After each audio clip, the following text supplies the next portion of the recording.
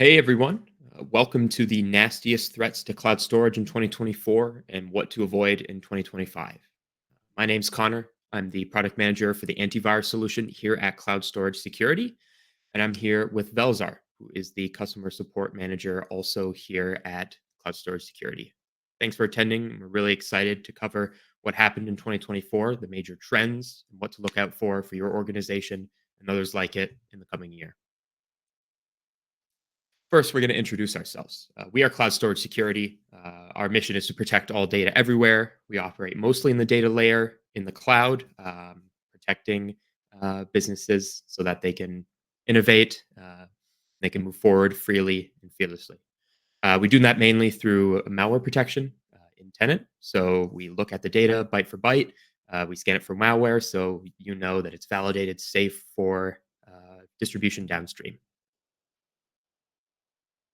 So in 2024, we noticed a lot of trends. Most of them were a continuation of some of the broader stuff throughout the industry in the last 5 or 10 years. We're seeing that organizations are continuing to migrate and build in the cloud. And increasingly, when organizations start to build new applications or innovate, they're defaulting to the cloud instead of on-premises or hybrid applications. This has been a continuous kind of trend. The cloud is no longer a niche technology, but it's now getting to be table stakes. We can see from these statistics. Data breaches in the cloud are common. This makes sense because the more people working in the cloud, the more people operating the cloud, the more data there are, and the more repositories there are to lock down. It's simply a numbers game at a certain point, and it's also a human error. So we expect that number to go up. 40% of data breaches were cloud-based, and that's of a very, very long list of private cloud, on-premises, hybrid, multi-cloud, etc. We know as a consequence of these is that data breaches also get expensive. It's public cloud data breaches are the most expensive type, just over $5 million USD, and actually increased 13%. Like I said earlier, it's just a lot of data going into the cloud. That means more data is leaked. That means more credit monitoring for people, for your customers whose data might have been leaked, so on and so forth. It just gets more expensive as the volume of data increases. As a And result, we kind of see that attackers shift their focus towards the data. It's profitable, unfortunately, and in many cases, it's a little bit easier than breaking into a workflow or an application. and on that price, on that cost, piece, and we'll cover this a little bit more later on, but it's not just the breach itself and the recovery from the breach, but it's also reputational damage. It's also, regulatory fines and so much more than just the breach itself that can impact the cost. Absolutely. And like 𝗧𝗲𝗲 said, we'll go into some of those costs and consequences a little bit later. So the nastiest threats to storage. Our threat lab did a lot of research, parsed through dozens of data breaches, cyber attacks, malicious acts, so on and so forth. And the top threats that we encountered were overwhelmingly misconfiguration, exploitation, and then ransomware intrusion. These are particularly nasty because they're not all that hard to do.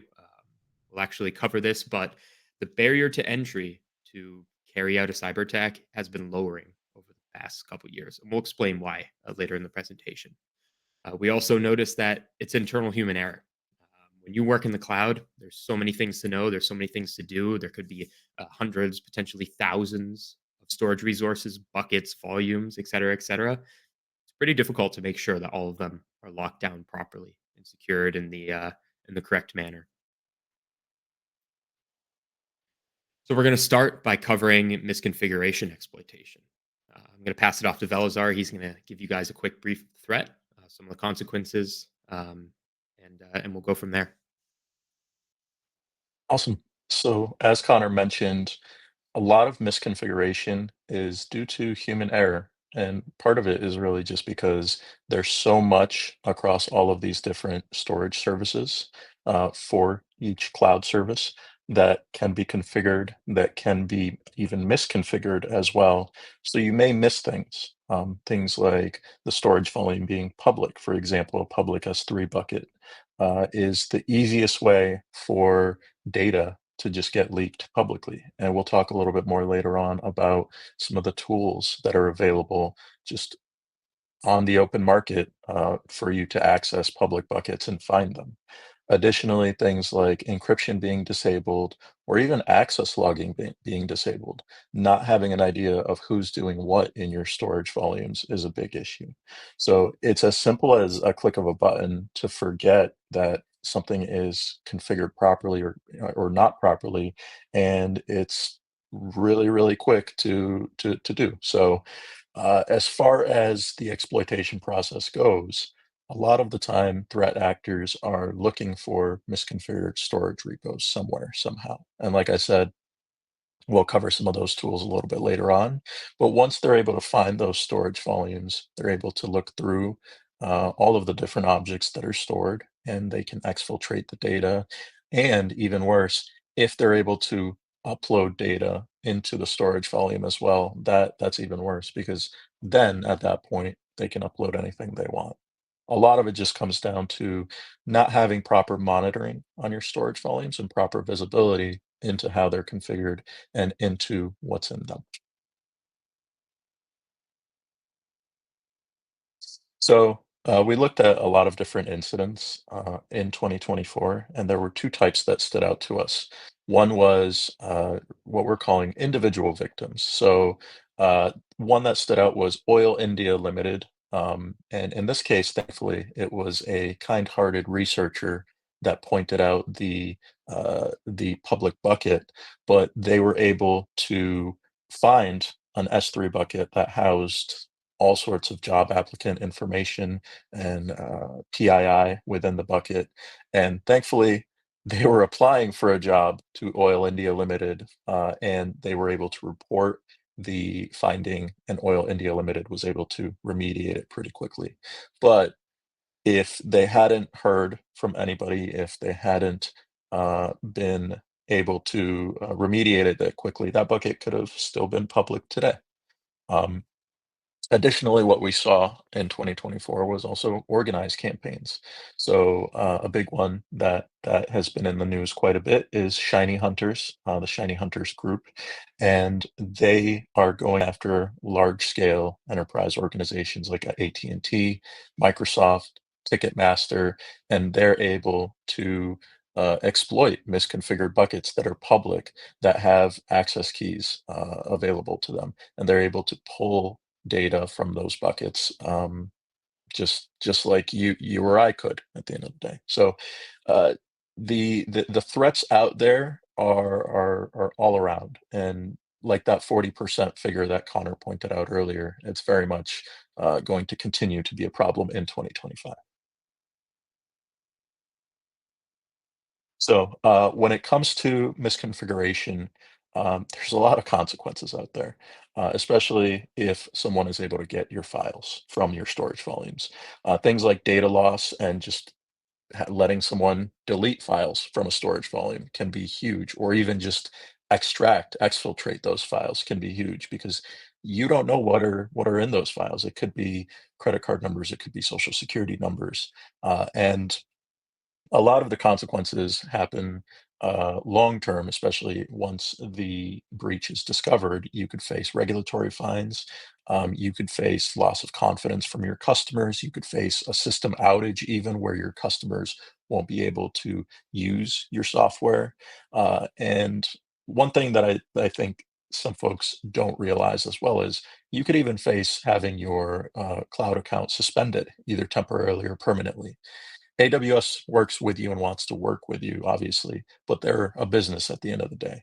So if they find that your AWS account has been used for some type of activities that are nefarious, they will shut it down and they might suspend it temporarily while you fix the issue, or they may cut off service permanently as well. So there's a lot of risk, especially if you have public data out there, and it's a huge risk to your business at the end of the day.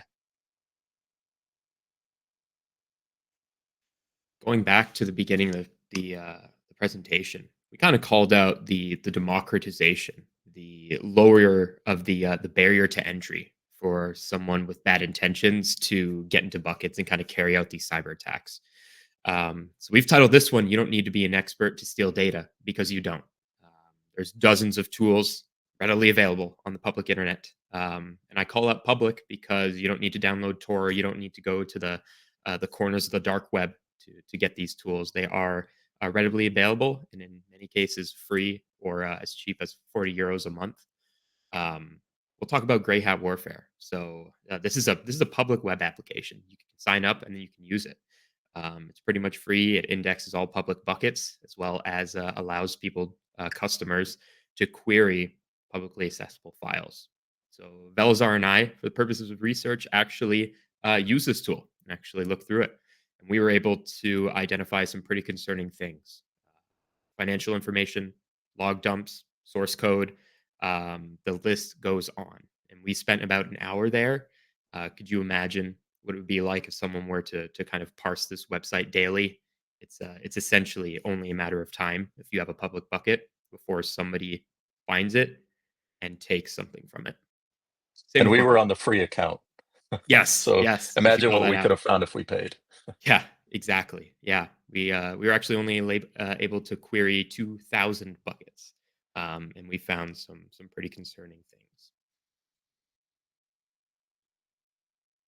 So when it comes to misconfiguration and what you can do today, well, there's a lot, but some of the big things that we want to point out is having proper visibility into your storage volumes and making sure that they're properly configured. Additionally, implementing things like alerting and notifications to know what's going on when it happens and not after the fact, as well as moving away from default configuration. So a lot of the time, we'll just spin up an S3 bucket and we'll just leave it with the default settings. But you'll want to add things like bucket policies. You want to make sure that the bucket isn't public and so on and so forth. So a lot of it has to do with just doing the work and making yourself informed of what's happening in your storage volumes. Additionally, um, it's all about education at the end of the day, knowing what the latest threats are that are out there. So things like shiny hunters and different groups that might be in the news, knowing what the latest best practices from your cloud provider are as well, and being at the forefront of it all. So knowing what's going on is super important in order to be able to protect yourself from misconfiguration. Absolutely. We're going to move on to ransomware intrusion. This is particularly nasty because it's costly, customers' data is gone, and it can take down production. We'll kind of cover that here. The summary is that ransomware is ingested into your cloud storage. I mean, there's dozens, hundreds of ways on unmonitored APIs. Could be legacy applications, workflows, managed file transfer, a data sync. There's so many ways that malware can end up in cloud storage. And in most ways, it ends up there. Maybe it gets processed through an application or workflow again, or another managed file transfer service to an internal employee, a customer, or partner, and then it detonates on their local machine. There's many ways this can happen. Maybe virus definitions are out of date. Um, maybe it's not actually maybe it's a personal machine. You don't really know. So that's the way that it can kind of be uploaded and then distributed, and then results in a ransomware incident. It's really expensive. It's incredibly expensive. We covered it's over $5 million, and that's pretty much the surface level. You got to pay for credit monitoring. You got to pay for compliance fines, violations. It's a really, really serious issue. Another thing that's not to be ignored is sensitive data loss, right? Losing your customers' data, even if you have it backed up, is pretty difficult to kind of reinstate, especially if that information is business critical. You lose ML training data. That's a big deal when you're training a model and spending all that money. We also want to cover reputational damage, revenue loss. It gets pretty difficult at that point. IBM has said that an average ransomware victim's share price falls 22.9% in the 24 hours after disclosing a ransomware attack. That's a lot of money lost off the market cap. Um, and with the loss of trust, it's more than half of organizations suffer damage to their brand and reputation after a ransomware infection. When You think about your current pipeline customers who just might be on the cusp of closing. Um, Ransomware attacks is in many ways, unfortunately, a pretty compelling reason to look somewhere else. Unfortunately, So when it comes to ransomware attacks in 2024, there's two that stood out to us. One is CDK Global. They were, or they are, I should say, they are a software company that provides software to a number of different organizations in the automotive industry, dealerships, and other types of organizations. And they suffered a ransomware attack that locked them out of everything. And not only them, but their customers as well. So the recovery of that data was just alone a $25 million ransom payment that was made to get their data back. And the cost to their customers was over $1 billion.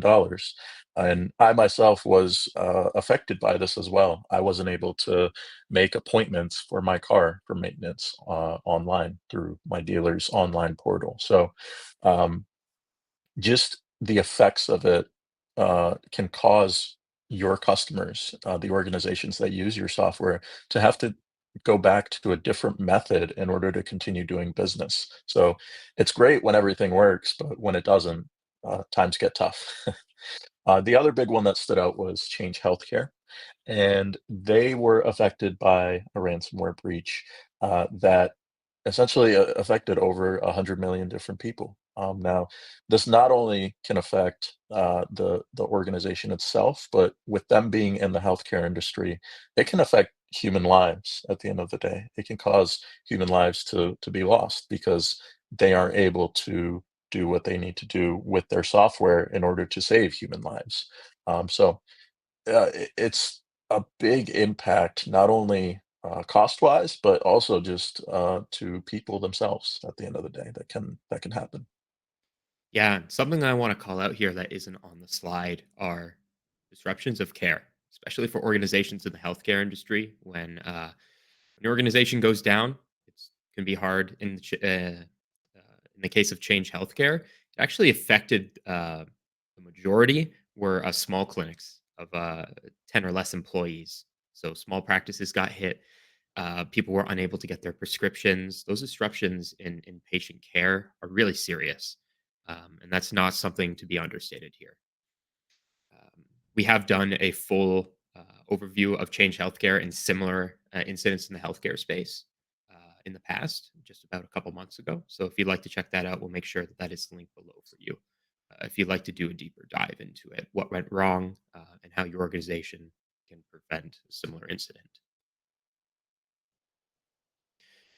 Going back, democratization, the rise of ransomware as a service. It was a term coined about 10 years ago. It's a model of crime that's actually very, very similar to a legitimate SaaS business model. If you aren't aware, it's essentially a business model that allows a company essentially to build and sell ransomware to malicious actors, people who don't necessarily want to build a malware themselves, but have the desire and the want to go after large companies. It's made easy, right?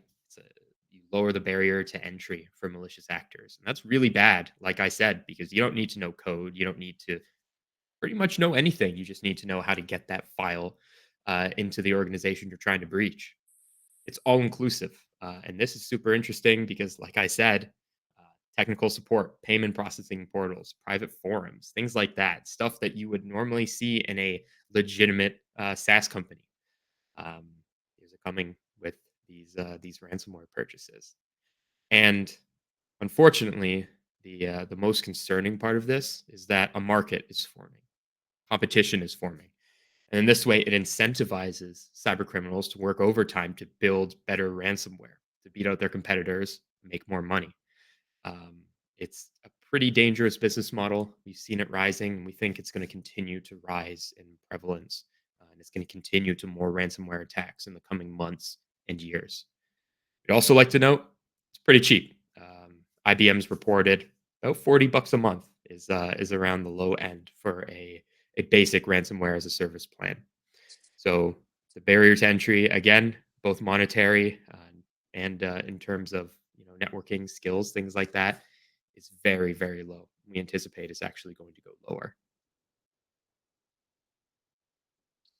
So let's talk a little bit about how ransomware can be ingested into your organization. It can be anything from compromised credentials or an open API that doesn't have proper authentication and authorization on it, where someone can upload to a storage volume any type of file, including ransomware. Additionally, it could be through phishing attacks. So if a team member of yours receives an email from someone asking them to upload this file or asking them to even just open and execute the file, that can proliferate ransomware across your entire network, essentially. Um, a lot of the time, what our threat lab has also noticed is ransomware can come from just dormant data that's coming in from backups or from some type of automated integration that might not necessarily be monitored, and you just don't know what's in that file that's actually coming in. So that dormant data can cause an issue over time, especially because the virus signatures of today, the viruses of today, are not going to be the same as a week from now, 6 months from now, a year from now. So if it takes a year or two or three for a object to be opened and executed, you never know between those few years what's actually in that object and what may have been uncovered in that time. Additionally, we've also found that internal threats can also happen. You might have a disgruntled employee, or maybe just an employee who isn't knowledgeable, and they somehow were able to open or execute or even upload into your storage volumes some type of ransomware. And finally, we've also found that things like testing data or application generated data can also cause issues as far as executing ransomware or unknown files. So a lot of it is just important. It's important to have more visibility into what's going into your storage volumes and into your environment overall. So as far as preventing ransomware, um, really, a big portion of it is having some type of malware scanning on your resources that you're storing data on. So this can be your employee machines, your network, your servers, and your storage volumes at the end of the day. You want to be able to scan the data and scan for malware, scan for viruses as soon as that data enters a storage volume. That way, there's no downstream risk of that file ending up on your employee's machine or your partner or customer or user's machine and being executed after it's too late. Additionally, you want to approach every single file with a zero trust approach. So you can't trust a file, whether it's internally generated or externally generated and sourced. You shouldn't trust it because if you don't know what's in that file, the sky's the limit to what could happen. You should also always have least privilege access to how files can be uploaded into your environment. And in the case of ransomware, it's a great idea to always enable backups and versioning. That way, you can at least recover from any type of files that are locked by ransomware. And it all just comes down to knowing what's in your buckets, knowing what your objects are doing, and who has access to what and how everything's configured. So, what are some of the themes that keep coming up as far as ransomware goes, as far as misconfiguration goes? A lot of it is due to misconfiguration where uh, you're relying on the default settings. You're relying on things to already be secure, when in reality, you should be looking at every single storage volume and how it's configured. Additionally, a lot of it lies on poor monitoring and poor alerting, or even in a lot of cases, no monitoring and no alerting. So, not knowing how everything is configured, not knowing what's in your objects, and just being blind to what the status of your storage volumes are and the objects inside of them are. Additionally, a lack of encryption can allow for files just to be accessed by just about anybody. And a lot of it has to do with human error. where humans aren't perfect. There's a lot of different settings and configuration that can happen within a cloud storage service. And if you have thousands of buckets that your organization is managing, I guarantee you, not every bucket is going to be secure and locked down the way that it should be if you don't have something in place that's monitoring it and at least telling you if everything is done by the best practice possible. And then, as we mentioned as well before, not having malware protection at the source where that file is coming from is or into is a big deal.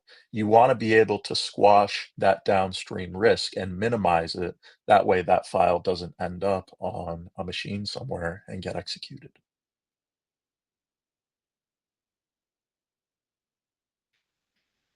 So, what to consider in 2025? We covered a lot of what happened in 2024, some trends, what's happened there. And we'll kind of go over what we anticipate, what our research lab thinks is going to happen. Um, we think, as a consequence of more data going into the cloud, more companies building their applications, their workflows, their storage in the cloud, more migrations, so on and so forth, that there are a couple of consequences that kind of stem from that. There's going to be more high profile data breaches. It sounds like a no brainer, but there's more organizations in the cloud. Like I said earlier, it's a little bit of a numbers game at a certain point. We're not seeing the coverage that should be expected. We're not seeing that people have a monitoring. We're seeing a lot of incidents that could easily have been prevented, locking down buckets, making sure that they're set to private instead of public on creation. Things like that we're anticipating more of, unfortunately. As there's more data in the cloud, again, there's more data that's going to be breached. That means more money, more reputational damages. Change Healthcare breached almost a third of Americans' data. That's an absolutely ridiculous number. That is a lot of credit monitoring they had to pay for, and that's a lot of people whose data was lost. It's a huge, huge reputational consequence for Change Healthcare, unfortunately. Continuation of lowering barriers to entry. Again, we think that ransomware as a service is going to become more competitive. We think that there's going to be more tools available to kind of index and kind of search public buckets. And something that Velzar and I were talking about the other day is that if those tools were available on the public internet and were free or very cheap, you can imagine what kind of tools are maybe available in a corner of the public internet or on the dark web being paid. We didn't go that far as to installing those, but you can only imagine uh, the efficacy of those type of paid tools when it comes to searching and breaching data. So, what should you do today? These are your main takeaways for this. You got to review the default storage resource security configuration. You got to make sure that buckets are set to private, buckets are encrypted, versioning is enabled. A lot of these things in the past couple of years, especially SSE encryption for Amazon S3, was enabled by default at the beginning of 2023. But all buckets created before then is free game. They could have been public by default and just they're just old and they've just never been looked at internally until somebody externally finds it using one of those tools or their own method. You got to implement proactive malware scanning.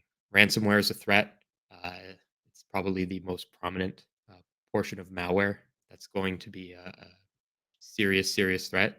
So we need to make sure that you're catching at the source. You're going to make sure that it is caught before it ends up on an employee's machine or a server or wherever it may end up.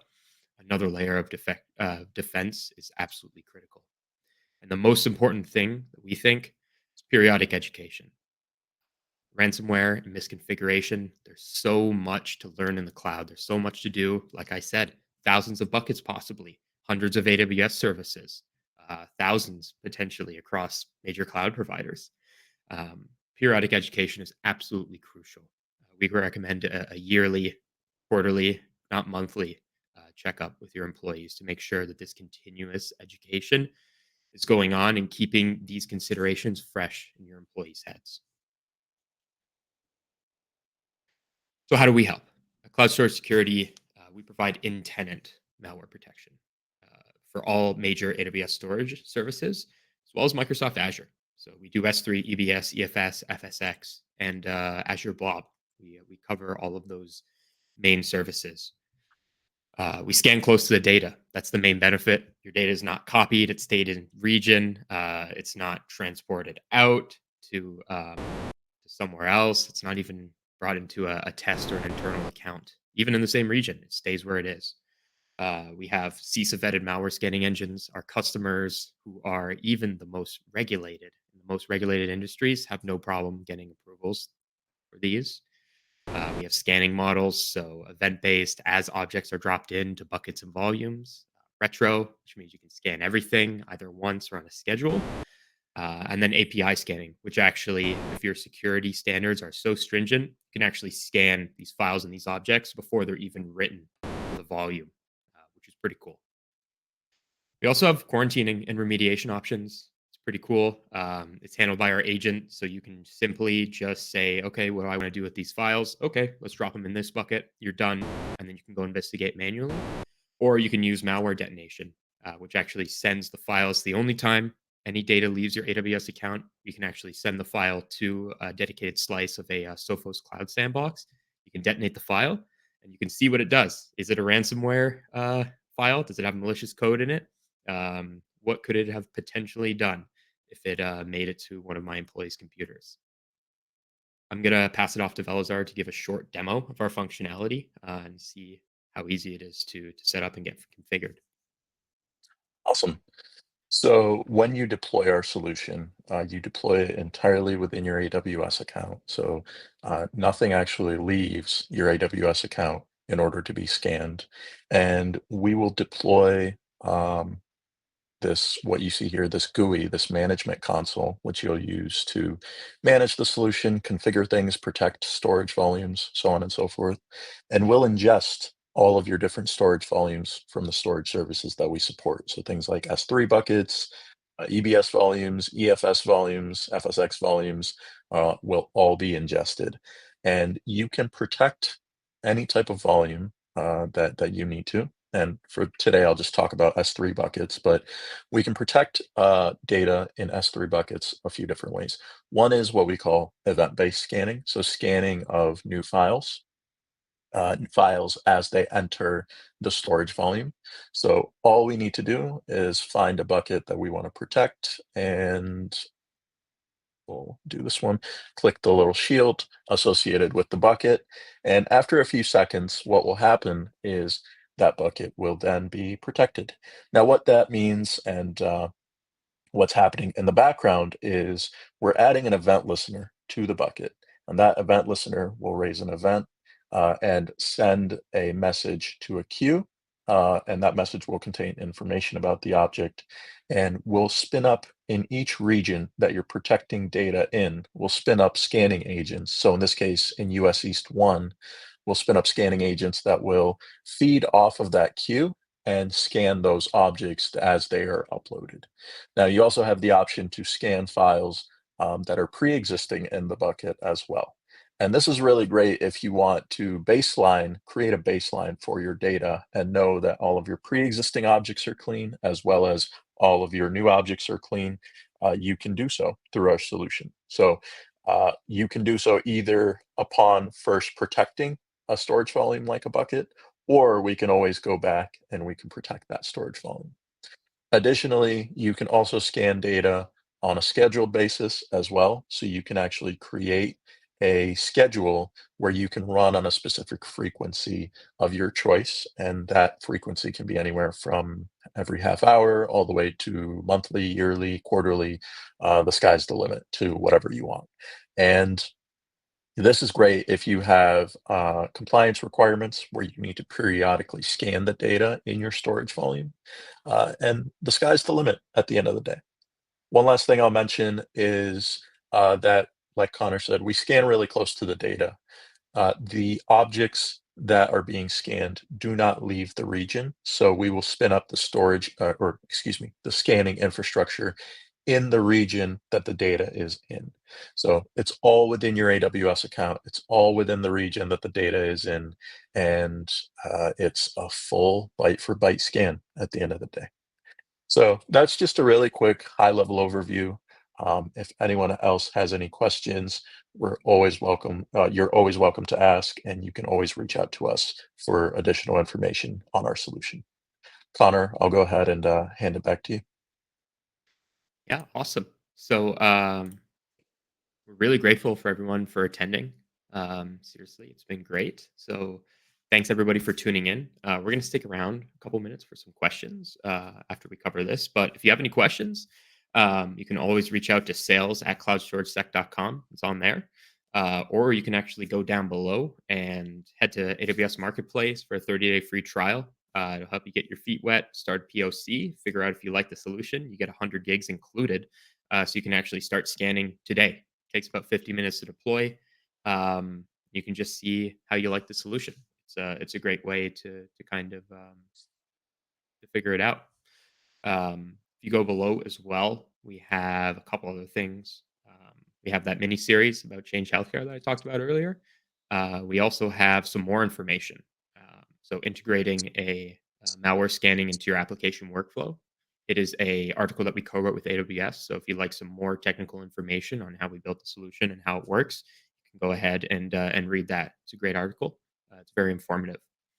Additionally, you want to tune in for our next webinar that is actually going to cover how exactly you build a cloud storage security strategy. We'll go in depth. We'll tell you how to figure out how much data is being ingested into all of these different resources or volumes, what scale of protection you need, how many engines you might need, the scan models, things like that. So we're really excited to host that. We'll stick around a couple minutes, and it looks like we actually have some questions. Storage isn't executable. Why does scanning for malware matter? That's a great question. Um, Yeah. Connor, do you want to take that or should I? yeah, I'll start. The easy answer is defense in depth, but that's not really what we want to kind of convey, right? If you have malware scanning on your endpoints, your servers, or whatnot, um, it only makes sense to apply it to your cloud storage. But there's a better answer, and that's that, like we said, it doesn't need to execute in Amazon S3 to get on a employee's machine, local machine, detonate, and then propagate throughout your servers, your network, your systems. It's not necessarily the risk in the cloud itself. It's the risk of the file once it leaves the cloud. I'll pass it over to you, 𝗲𝗲, if you have anything to add.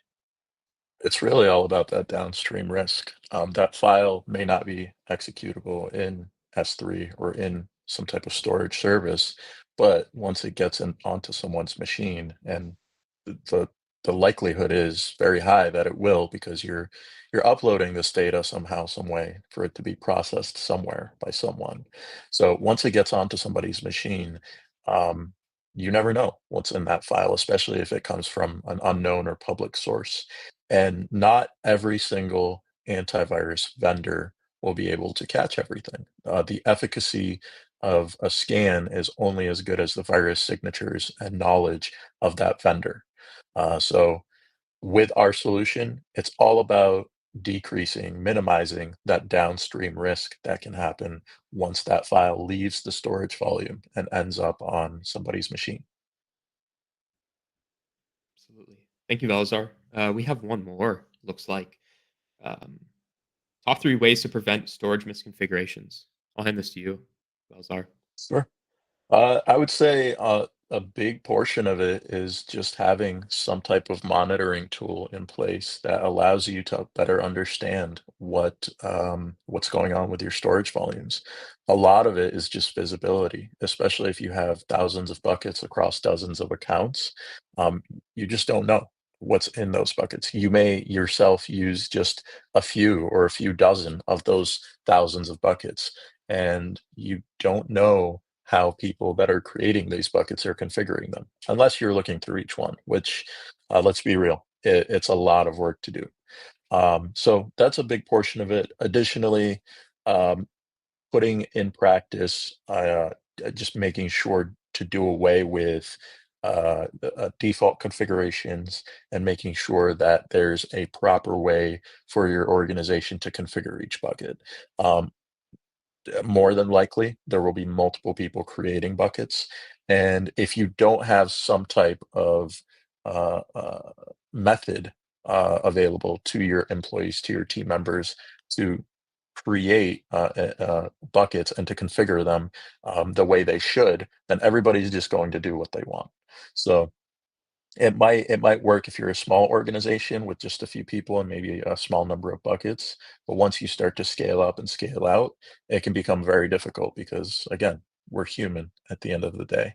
Um, we're going to do it the way we think is right, and if we don't have some type of direction to follow, um, it might be right, but it may not be. And then the third thing I'll say on this is a lot of what we talked about during our conversation. It's just education.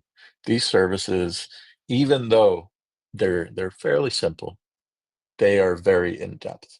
There's a lot of working pieces across just AWS and the different storage services that they have that you might miss. You might misconfigure, and you just don't know until you find out or until it's too late.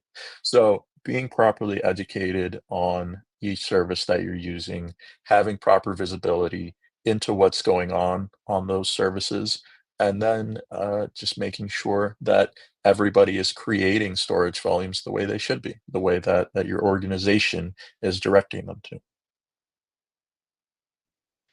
Thanks, fellows. Looks like that's it for now.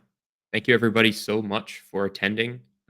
Check out the attachments below and make sure to check out our webinar, How to Build a Strategy to Secure Your Cloud Storage.